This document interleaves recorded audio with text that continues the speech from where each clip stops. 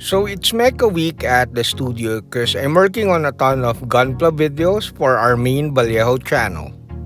So I figured for my own channel, I'm going to paint this Canoptek Doomstalker. This video is just basic army painting. That's good. Oh, by the way, my daughter who likes eating fries while building Gunpla has her own YouTube channel. So if you're into Gunpla, custom Gunpla, and Gunpla diorama, do visit her channel. I'll put the link below. Hi, I'm Don. Welcome to my studio.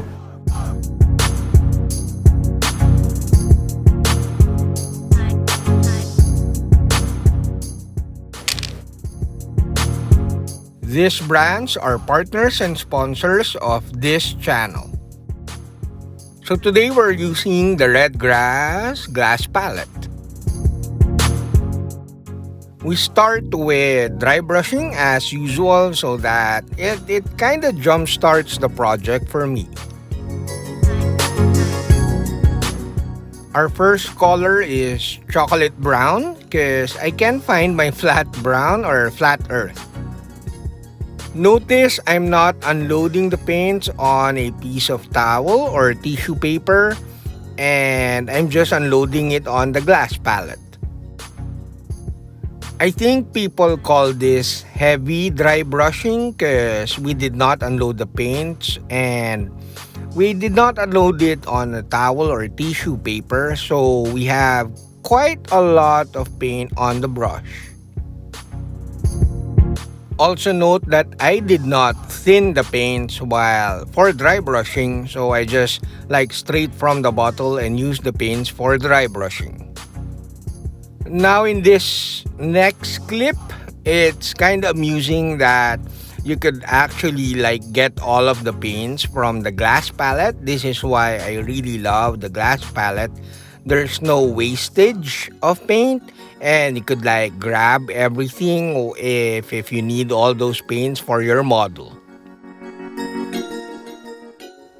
After a couple of passes of the chocolate brown, now we use beige brown.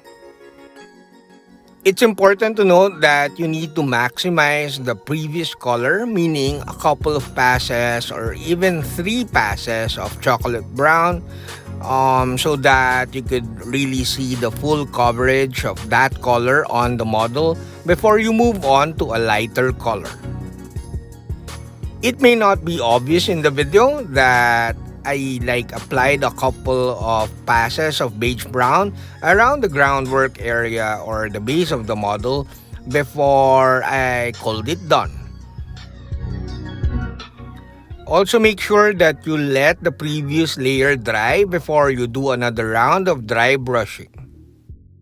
Just let the previous layer dry for a few minutes before dry brushing again, or else you'll be rubbing off the first or the previous layer.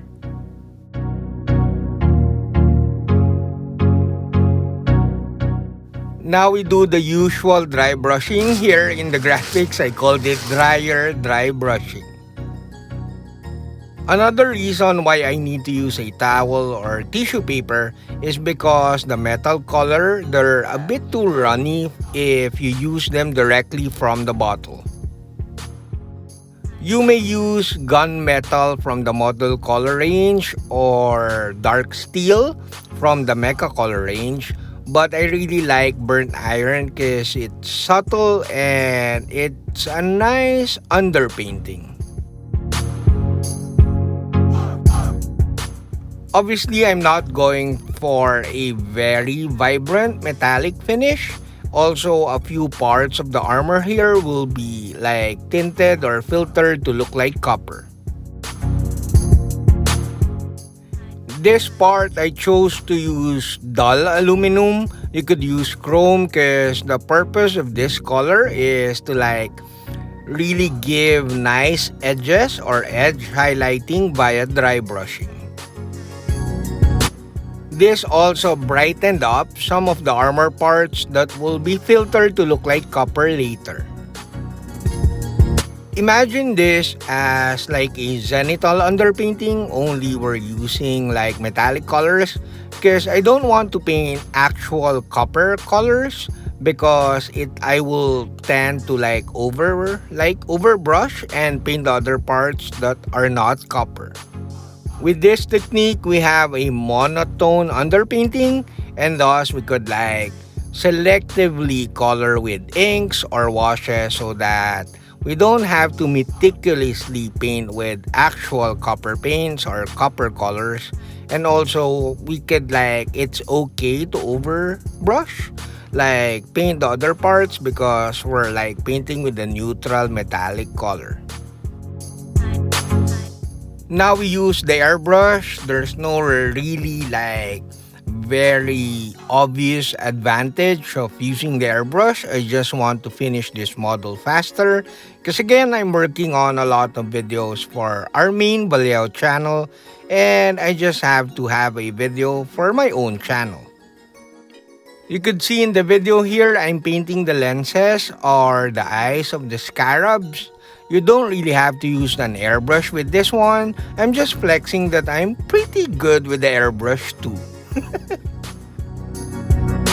It's kind of fun to practice on controlling my airbrush like this, but honestly, it doesn't really make sense.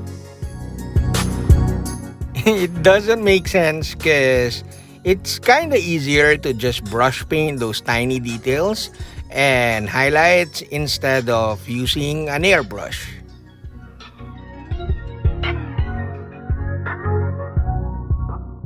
Now, similar to the sick green that we painted, we're painting with dark red first. This will be like the outer glow of the magenta power of this Necron Walker. Because my client's army, Necron army, is obviously magenta. Much like the previous video that I did when I painted the Void Dragon. However, in comparison to the Void Dragon, I'll put the link below. That model is powering up, so what the concept behind it is to make the glow brighter, but with this one the glow and the magenta effects and the glow of the scarabs is a bit more subtle. Now we're painting with mecha red. I'm not really sure, but I think the mecha red is the reddest Vallejo paint that I've ever used. Notice that the coverage of the mecha red over the dark red is totally insane. The coverage is really nice. I'm actually painting in thin coats, but again the coverage is covering so well. Oh, by the way, I don't thin my paints when I'm using my Harder Steenbeck Grapho T1 brush.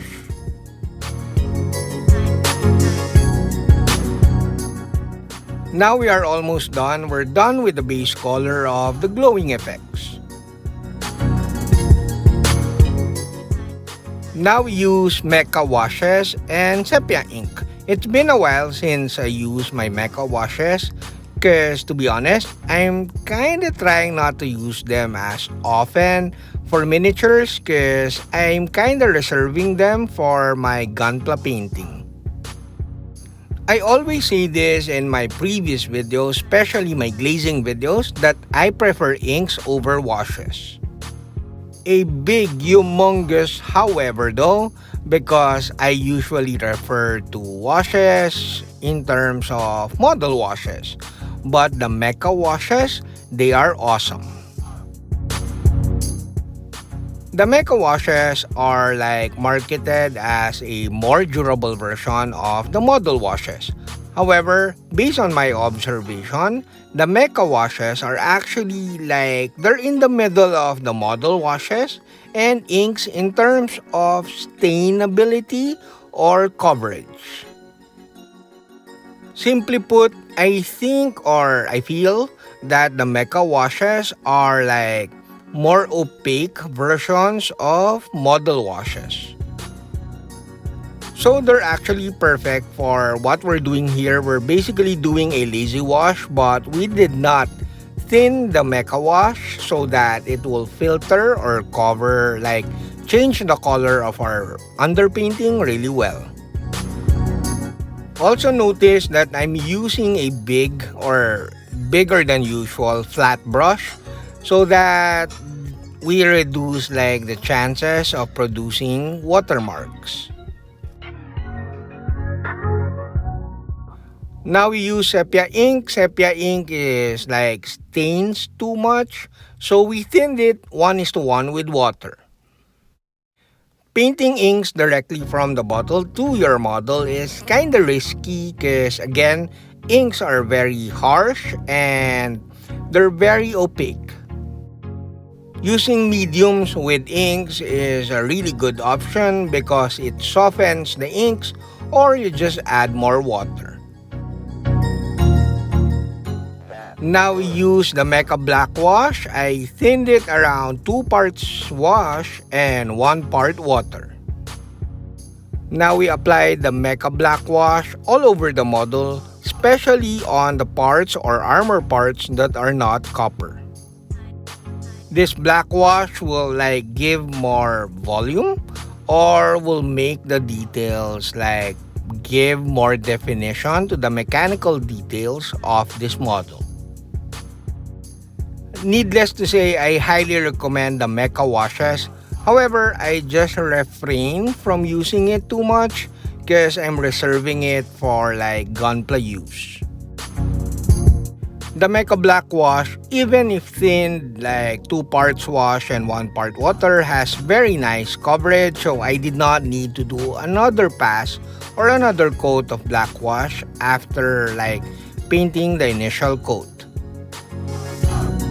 Now we are about done. We just need to paint like the highlights. So I use the usual colors. We have a recipe already for the Necron army.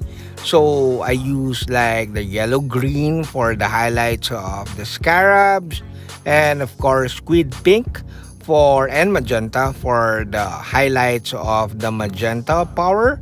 And of course fluorescent paints.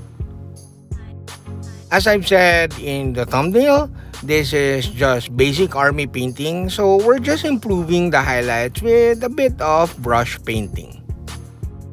So after painting the highlights of the scarabs and the highlights of the walker, I then did a bit of glazing with flow paints and also added a bit of scratches with light steel, and voila, we're done.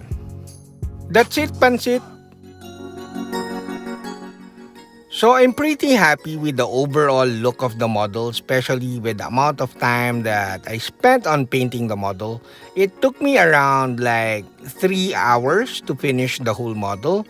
However, I noticed that I need a few more scarabs on the other side of the base and maybe add a few more highlights on some details of the model to really complete the overall look.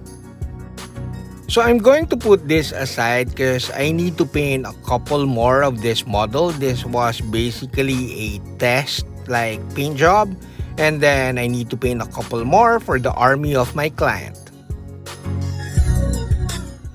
I might refine this further with more scratches and weathering once I have the other 2 models here at the studio.